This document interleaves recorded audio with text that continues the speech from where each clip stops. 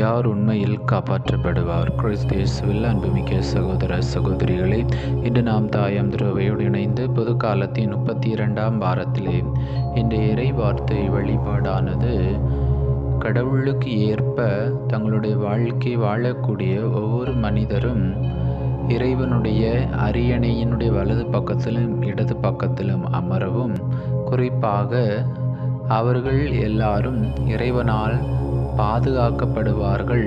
அவர்கள் கடவுளுடைய அன்பையும் அருளையும் நிறைவாக சுவைப்பார்கள் என்பதை இன்றைய இறை வார்த்தையானது நமக்கு எடுத்துரைப்பதாக அமைந்திருக்கிறது. தாலஸ் மற்றும் டேமன் என்ற இரு மீனவர்கள் இருந்தார்கள். தாலஸ் அதிகமாக கடற்கரையினுடைய புயல் எப்பொழுது வரும், அதை போலவே அலைகள் எந்த அளவு வேகமாக இருக்கும், கால சூழல்களை எல்லாம் தெளிவாக அறிந்தவராக இருந்தார்.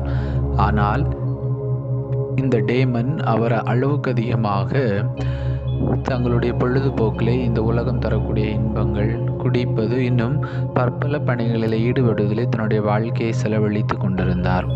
ஒரு நாள் திடீரென்று தாலஸ் அந்த இயற்கையினுடைய சூழ்நிலையை பார்க்கின்ற பொழுது, இன்று இரவு பெரிய புயல் ஏற்படுவதற்கு வாய்ப்பு இருக்கிறது என்று டைமனை பார்த்து சொல்கின்றார். ஆனால் டேமன் அதற்கு இப்பொழுது நன்றாக வெயிலடித்து கொண்டிருக்கிறது, எப்படி இன்று இரவு பெரிய புயல் வரப்போகிறது என்று அவர் மீன் பிடிக்க சென்றார். அவ்வாறு மீன் பிடிக்க சென்றதால் இரவு பெரும் புயல் வந்தது. அந்த புயலிலே டேமன் இறந்து போனார். ஆனால் தாலஸ் தன்னுடைய படகுகளோடும் தன்னுடைய உயிரையும் காப்பாற்றி கொண்டார். இங்கே தாலஸ் தன்னுடைய அனுபவத்தின் மூலமாக அவர் கொண்டிருந்த ஒரு இறை நம்பிக்கையின் வழியாகவும் தன்னை காப்பாற்றி கொண்டார். ஆனால் டேமன் தாலஸ் சொன்ன அந்த வார்த்தையும் கூட கேட்காமல் அவர் மீன் பிடிக்க சென்றார். இவ்வாறாக அவர் இழந்து போனார். தன்னுடைய உயிரையும் அவர் இழக்கக்கூடிய ஒரு சூழ்நிலை ஏற்பட்டது.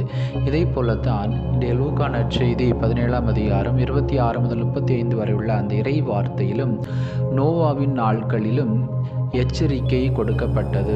நோவா கடவுளின் தீர்ப்பை பற்றி மக்களுக்கு எச்சரித்தார். ஆனால் மக்கள் சாப்பிட்டு குடித்து மணந்து மனமுடித்து தங்கள் வழக்கமான வாழ்க்கையில் மூழ்கினர். வெள்ளம் வந்ததும் தப்பிக்க இயலாமல் போனார்கள். இதை ஆங்கில ஆசிரியர் A.W. டோசர் இவ்வாறு கூறுகிறார்: மனிதருக்கு மிகப்பெரிய அபாயம் எதிர்ப்பல்ல, ஆன்மீக நம்பிக்கை இன்மை. எனவே கடவுள் எச்சரிக்கும் போது நாம் கேட்க வேண்டும். அவ்வாறு எச்சரிக்கும் பொழுது நாம் கேட்கின்ற பொழுது நாம் அழியாமல் இறைவனால் காப்பாற்றப்படுவோம். இதை போலத்தான் லோத்தின் நாட்களிலும் லோத் குறிப்பாக சோதோம் கொமோரா மிகவும் செழிப்பாக இருந்தது. ஆனால் பாவம் அதன் அடித்தளமாக இருந்தது. கடவுள் நியாய தீர்ப்பை அனுப்பினார். லோத் தப்பினார். ஆனால் அவன் மனைவி பின்னால் திரும்பி பார்த்தாள், அவள் அழிந்தாள். நம்முடைய பழைய உலக ஆசைகளை நோக்காதீர்கள், லோத்தின் மனைவியை நினைவில் கொள்ளுங்கள். எனவே நீங்கள் பாவத்தின் வழியை விட்டு கடவுளை நோக்கி திரும்புகின்ற பொழுது நீங்களும் காப்பாற்றப்படுவீர்கள்.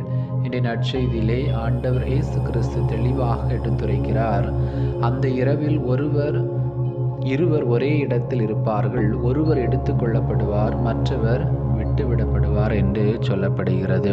ஆக யாரெல்லாம் கடவுளுடைய எச்சரிக்கைக்கு ஏற்ப தங்களுடைய வாழ்க்கையை அமைத்து கொண்டு பாவத்தை விட்டுவிட்டு தீய செயல்களை விட்டுவிட்டு கடவுளுக்கு ஏற்ப தங்களுடைய வாழ்க்கையை வாழ்கிறார்களோ, கடவுளுக்கு ஏற்ப தங்களுடைய வாழ்க்கையிலே கட்டளைகளை கடைபிடிக்கிறார்களோ, அவர்கள் காப்பாற்றப்படுவார்கள். அவர்கள் இறைவனுடைய வலது பக்கத்திலும் இடது பக்கத்திலும் அமருவதற்கு தேவையான எல்லா விதமான அருளையும் ஆசிரையும் பெற்றுக்கொள்வார்கள். அதைத்தான் நாம் குறிப்பாக இந்த இறை வார்த்தையின் வழியாக கேட்கின்றோம். எனவே கிறிஸ்து இயேசுவில் அன்புமிக்க சகோதர சகோதரிகளே, நம்முடைய அன்றாட வாழ்க்கையிலே நாம் நம்முடைய குடும்ப வாழ்க்கையிலும் சரி, நம்முடைய சமுதாயத்திலே இருக்கக்கூடிய நிகழ்வுகளில் எல்லாம் நம்முடைய வாழ்வை தீமையின் பாதையிலிருந்து வெளிவருவதற்கு நிறைய வாய்ப்புகள், எச்சரிக்கைகள் எல்லாம் கொடுக்கப்படுகின்றன. திருப்பலியின் வழியாக, பல தியானத்தின் வழியாக, நாம் சந்திக்கக்கூடிய நல்ல மனிதர்கள் வழியாக, பெரியவர்கள் வழியாக நமக்கு கிடைக்கக்கூடிய இந்த வாய்ப்புகளை எல்லாம் பயன்படுத்தி நாம் சுயநலம், பொறாமை, பிறரை பழி வாங்கக்கூடிய எண்ணம், மன்னிக்காத நிலை, இவை எல்லாவற்றையும் விட்டுவிட்டு நல்ல பாதையிலே, நேர்மையான பாதையிலே, ஆண்டவர் இயேசு காட்டக்கூடிய உண்மையான பாதையிலே நடக்கக்கூடிய ஒவ்வொருவரும் இறைவனால் காப்பாற்றப்படுவார்கள். அவர்கள் எல்லாரும் இறைவனுடைய வலது புறத்திலும் இடது புறத்திலும் அமர்வதற்கு தேவையான ஆற்றலையும் அருளையும் நிறைவாக பெற்றுக்கொள்வார்கள். எனவே ஆண்டவர் இயேசு கிறிஸ்து எந்த நேரத்தில், எந்த நொடி பொழுதில், எப்பொழுது வருவார் என்று யாருக்குமே தெரியாது. எனவே ஒவ்வொரு நாளும் நாம் செய்யக்கூடிய செயல்களில் எல்லாவற்றிலும் நாம் விழிப்பாக இருந்து பாவத்தை விட்டுவிட்டு நல்ல பாதையை தேர்ந்தெடுத்து இறைவனுக்கு ஏற்ற ஒரு வாழ்வை வாழ இந்த நாளிலே சிறப்பாக நாம் இறைவனை நோக்கி மன்றாடுவோம். எல்லாம் வல்ல இறைவன், தந்தை, மகன், தூய ஆவி உங்களை நிறைவாக ஆசீர்வதிப்பாராக. ஆமீன்.